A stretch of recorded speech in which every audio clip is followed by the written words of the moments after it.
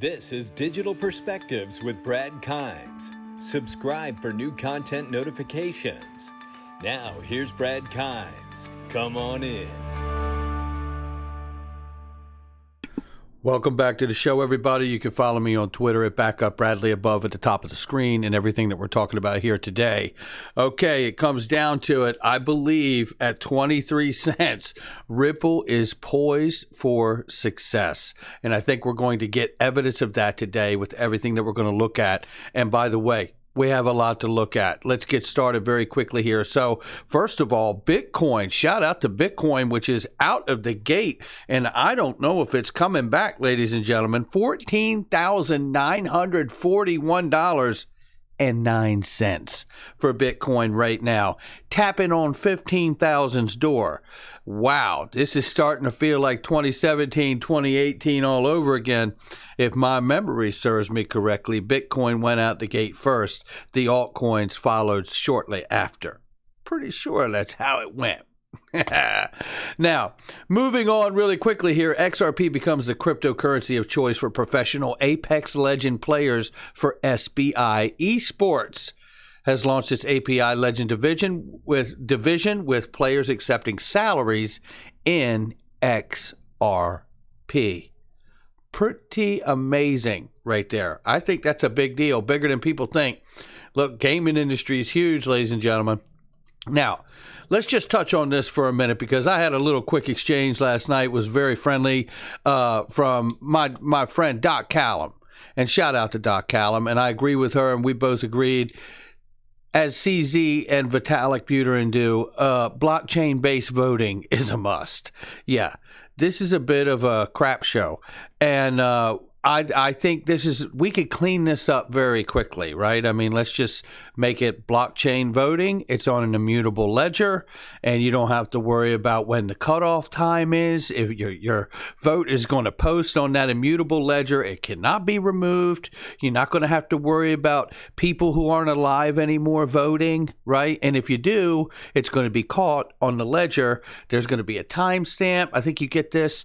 And honestly, just those things alone solve an enormous problem right there, because I think, what we're seeing now, and it doesn't matter what side of the table you sit on here, by the way, politically, because it doesn't matter to me. It's a crap show. Whether you're in favor of the results or not, you should be upset at the process, no matter what side you're backing, or if you're not even, you should be upset with the process. This is 2020. There's a lot better ways that they could do this. And you could simply just go to any post office and do it on blockchain there if you don't have the normal polling places set up. So it could be done very easily. It would not take a lot to rectify the situation. Hopefully this becomes an absolute example for why it needs to get done sooner rather than later. Now, moving on here, we see that the trend continues around the world. Oh, we got the printing machine going again. United Kingdom began the second round of money printing as Northern Europe enters a second round of lockdown. Uh-oh. Bank of England has announced that they are continuing to print £20 billion for corporate debt and extra £150 billion for government debt.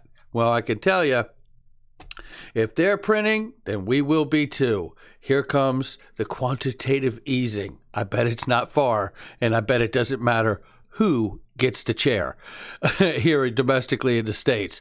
Eris Clearing, LLC, the clearing arm, and Eris Exchange has won the Commodity Futures Trade Commission blessing to provide clearing services for fully collateralized swaps, in addition to its existing business of clearing digital currency products. This is a big deal. Don't sleep on this, because they are getting clearance to start to settle products on top of the underlying asset.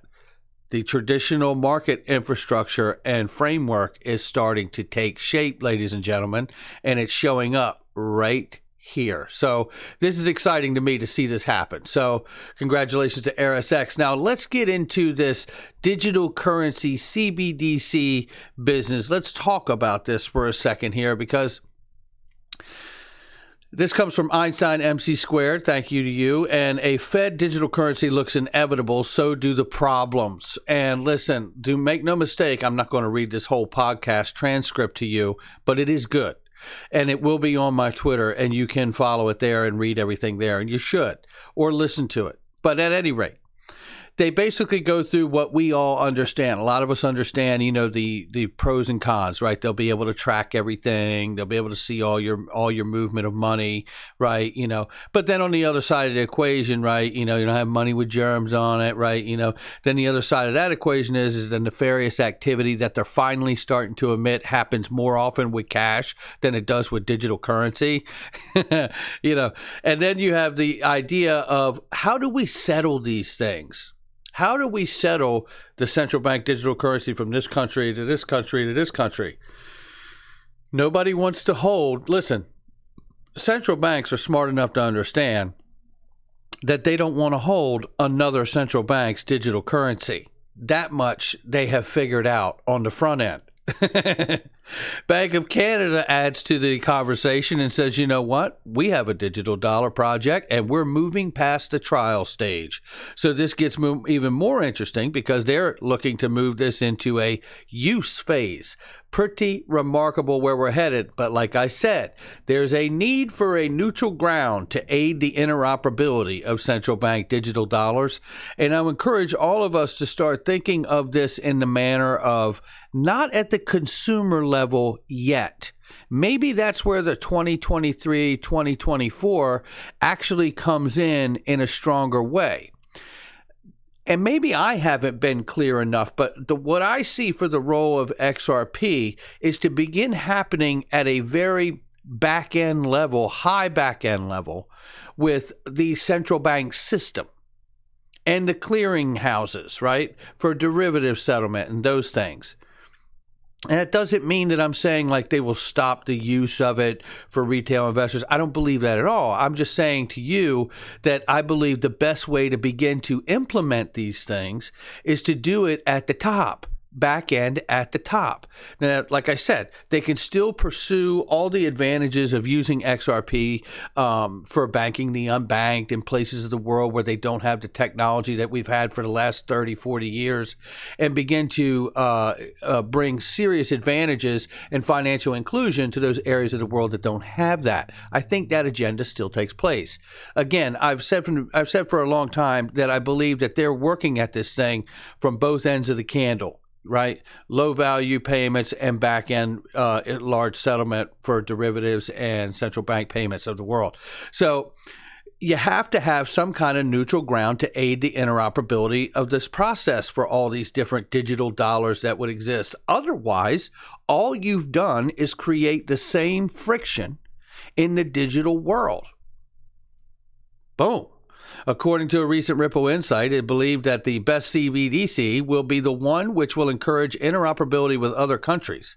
The challenge will be to find a neutral ground to interconnect the CBDCs, else there will be no better than an e-payment is today. So Ripple on-demand liquidity is designed to be the neutral ground and a bridge to seamless interconnect CBDCs. RippleNet's on-demand liquidity service allows financial institutions to transact in real time across multiple global markets using the digital asset XRP. And such a solution can also support the direct exchange of CBDCs. XRP is faster, less costly, more scalable than any other digital asset, and less carbon footprint, I might add, making it an ideal instrument in bridging two different currencies quickly and efficiently.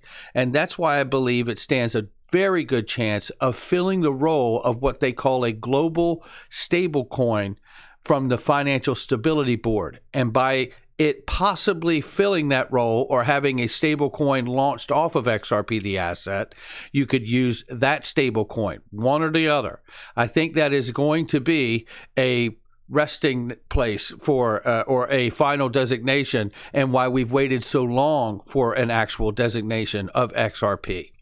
I believe that because the Financial Stability Board, which is a regulatory body connected to the G20, has done an enormous amount of work, which we've covered heavily on this show. If you're not aware of this, you can go to the search box in my playlist and type FSB, and you will get oodles of information that we've covered about the Financial Stability Board and the G20, which meets here in the next couple weeks for a virtual summit on the Digital Task Force, the Digital Economy Task Force, as well as other matters for financial inclusion.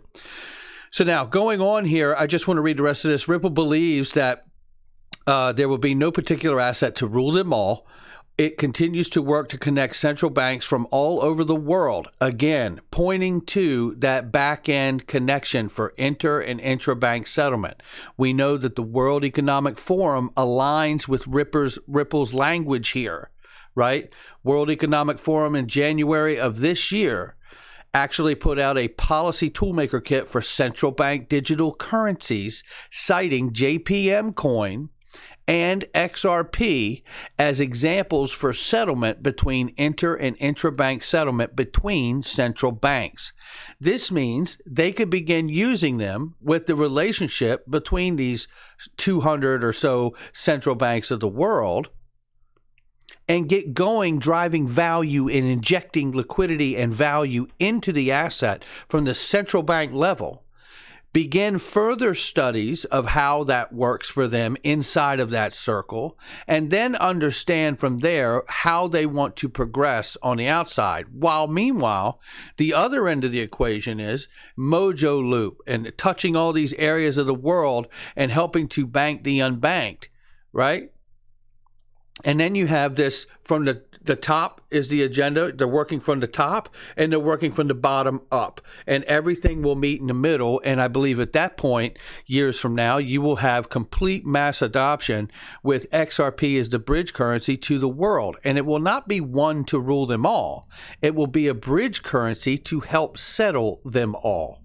And that is where we sit. So that's pretty exciting, and I love seeing the verbiage really start to align now with the World Economic Forum and what we've talked about with the Policy Toolmaker Kit, and the fact that we're hearing, the Fed talk about the fact that they know that they need to have a public-private relationship because, listen, the government doesn't make things. They don't make things. They're not in the business of making things other than policy and framework, right? That's what they need to do. How to put policy in place that doesn't stifle the innovation, but actually protects the consumers that participate in this new technology and businesses, right? So that's where we're at today. Now, Ripple sharpening the focus on dynamic payments across Europe and Southeast Asia, expanding XRP investment and development arm. Well, this is interesting, right? Because they're not moving backwards here. And I'm not going to read this whole thing to you because it's really about a ton of job openings that are happening where they're even having people that have left, or they're expanding the positions altogether. So it does say they have a high turnover here. It's currently advertising 24 open positions in total, and they're looking for many different positions to be filled around the world, and obviously heavily in Europe and Southeast Asia. So, which, by the way, are two areas that are cited to be farther ahead in regulatory clarity than here domestically in the United States. I can't go over with you enough how much I believe that, we have our thumb on it here in the U.S. They just haven't released the regulation that they want. And I believe that it is intentionally held back. I really, really do. I believe that Brian Brooks has made it abundantly clear from the OCC and domestically here in the States that he has the absolute vision of what needs to happen. And by the way, for the areas of digital currency and DeFi, decentralized finance, I believe Brian Brooks has admitted that is the area that we don't have the final answers for, decentralized finance. When it comes to digital currencies and CBDCs, I think he has it nailed down. And I believe, honestly, that if they continue this month, we should see the definition of money from the Federal Reserve and FinCEN explicitly include virtual currencies in that definition of money. I also believe that once that happens, this will begin to sort out just which regulatory agencies need to be involved in crafting the framework and regulation policy for digital assets. I believe at that point, you may see the SEC pull back. Again, I'm reminded of Corey Johnson's time at Ripple when he was there as a chief marketing strategist, and he said clearly, we may never hear from the SEC. Well, that's right, because if it gets ruled as money, the SEC doesn't oversee cash, right? So let's keep it going here, because then this gets interesting because, first they said, oh, no way, this stuff is for pirates, right? This is terrorist money. This is drug money. This is Silk Road. This is all these bad things, as if cash never paid for any of those things. Banks are now asking if Bitcoin can help them stay relevant. Well, it's a good thing they're asking that question, because the answer is yes, and it goes to cryptocurrencies more broadly. So at the end of the day, they are now seeing the benefit of being able to offer cryptocurrencies like Bitcoin and be able to offer these products to their already customer base that have probably been with them for decades. Because most people get a bank and they stay with that bank for a very, very long time. So this is getting interesting. And obviously, remember, while banks are now all of a sudden it's dawning on them, hey, maybe we need to get in this cryptocurrency offering.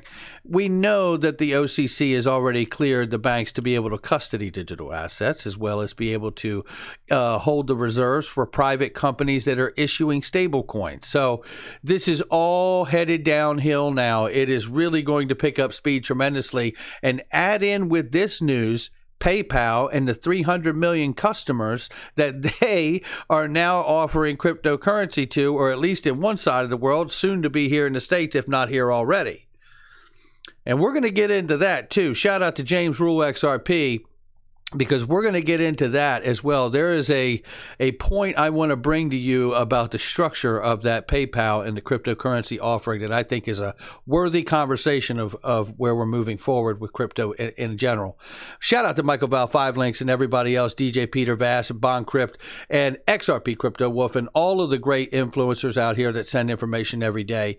And this, we finish with this. Ken Rogoff. If you don't know who this is an economist, macroeconomist and economist, who has published a book back in 2016 called The Curse of Cash. He is absolutely for moving to a digital world, but he believes, and he cites in this particular interview or article, and believe me, sigh of relief, I'm not going to read it to you, I've already done it, but basically talks about the 1.4 trillion in US dollars floating around alone, and that equates to $4,200 for every American, mostly in $100 bills, he says. But what he goes through to talk about is an example of Narendra Modi, the Prime Minister of India, had stopped the Indian cash ban. He put in an Indian cash ban, and it was a brutal implementation with disastrous in its effects. And basically what he talks about here is he talks about the idea of doing this in a much more subtle way and getting the benefits of digital cash without having some of these disastrous effects by just putting a widespread ban on cash itself. And basically, it lends itself in this argument of what I just explained to you a few minutes ago about coming from the top down, about basically getting the top banking system tied together, begin to use digital currency at your benefit, which obviously would really require some kind of neutral bridge asset in between all those CBDCs. Understand the effects and implications of that implementation within that network that you could clearly isolate and protect and see the benefits and the advantages and disadvantages thereof, and then build out from there. And this way we can move away from what is basically like e-payments and not settlement to really moving into a world of new financial payment rails, which include instant settlement. And that's the difference, and that's where we're going. All right, that's going to do it for me, guys. There is a lot happening. Make sure you're paying attention to the stuff that's going on. Never let a good crisis go to waste. There should be a lot of news coming out during this time of crisis. Make sure you hit the like and subscribe, leave a comment below, and share with somebody you know. Don't forget to check out the links in the description box, the links in the comment section that I have for you. I use all those products and services, and they are trusted links directly to the company. So make sure you check those out. I'll catch you all on the next one.